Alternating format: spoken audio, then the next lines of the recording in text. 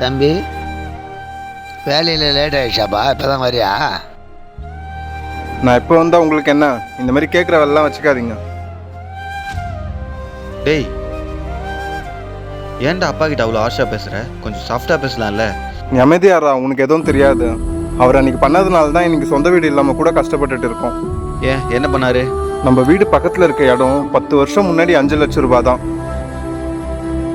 ஆனால் இப்போது அதோட விலை 50 லட்சம் ரூபாய். அன்றைக்கே அவர் இது வாங்கி போட்டிருந்தா இன்னைக்கு பிரச்சனை இல்லாமல் போயிருக்கோம். ஓ அப்படியா? அப்போ இப்போவே அது 50 லட்ச ரூபானா அப்போ இன்னும் ஒரு 10 வருஷம் வச்சு அது எவ்வளோடா இருக்கும்? எப்படியோ கோடி கணக்கில் போகண்டா. ஆமாம்ல, அப்போ ஒன்று பண்ணுவோம். நீ நான் நாளுக்கு 25 லட்ச ரூபா போட்டு அந்த இடத்த நம்ம இப்போ வாங்கிடுவோமா? டேய் லூசாடா, நீ நம்மளால எப்படி 25 லட்சம் ரெடி பண்ண முடியும்? நம்ம இப்போ கஷ்டப்படுற மாதிரி தான்ற அப்பா கஷ்டப்பட்டு இருந்திருப்பாரு. அது நீ கொஞ்சம் யோசிச்சு பார்த்துருக்கணும்ல. அதை நீ புரிஞ்சுக்கிட்டு இருந்ததுன்னா அவர்கிட்ட நீ இப்படிலாம் பேசியிருக்க மாட்டேன். இனிமேலாவது அவர் புரிஞ்சுக்கடா. அவர் சம்பாரிச்சு எல்லா பணத்தையும் அவரோட ஆசையெல்லாம் விட்டுட்டு நம்மளை வளர்த்து படிக்க வச்சு பெரிய ஆளாக்கிறதுக்கே எல்லா பணத்தையும் செலவு பண்ணிருப்பாருடா. அதுக்கப்புறமே எப்படிடா அவர் கையில் காசு இருக்கும்?